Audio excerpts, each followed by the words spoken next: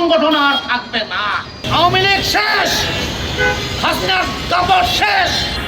এখন বাংলাদেশের স্বাধীন বাংলাদেশে কোনো দালালি, কোনো চৌধুরী, কোনো শয়তানি চলতে দেওয়া হবে না। এখন যে অবস্থা চলছে, এই চলাটাকে চলা বলে না।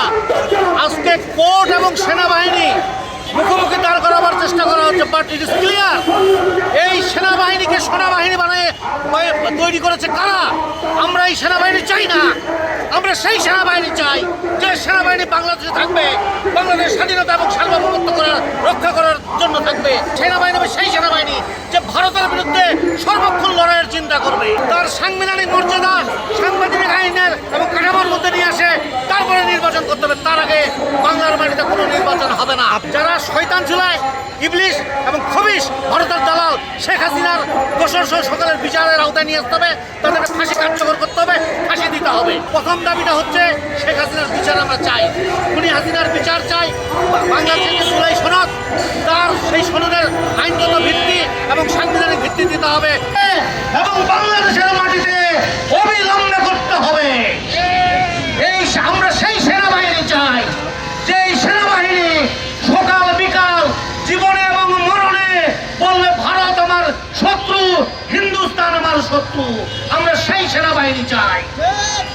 যারা পুলিশকে চোর বানিয়েছে, বিডিআরকে যারা ডাকাত বানিয়েছে, আমরা সেই পুলিশও চাই না, সেই ডাকাত বিডিআরকেও চাই না। দেশপ্রেমিক সেনাবাহিনী চাই, এবং যে দেশপ্রেমিক সেনাবাহিনী তাদের তপস্যা হচ্ছে একটাই, দেশের স্বাধীনতা, দেশের সার্বভৌমত্ব, দেশের জনগণ, দেশের সম্পদ, দেশের সার্বভৌমত্বকে রক্ষা করা। আমরা সেই বাহিনীকে চাই, এবং এই সেনাবাহিনী, এর মধ্যে দেশপ্রেমিক সেনাবাহিনী লুকিয়ে আছে, যে এখনো পর্যন্ত হাসিনার সেনাবাহিনীরা এত বেশি শক্তিশালী যে তারা কোর্টের বিরুদ্ধে লড়াই শুরু করেছে। এই লড়াই এখনই ক্ষান্ত করতে হবে। যারা সেনাবাহিনী এবং বাংলাদেশের কোর্ট এবং জনগণকে মুখোমুখি করতে চায়, তারা কারা? তারা ভারতের দালাল। এবং এই ভারতের দালাল কে? এই চুপ্পু হচ্ছে ভারতের দালাল।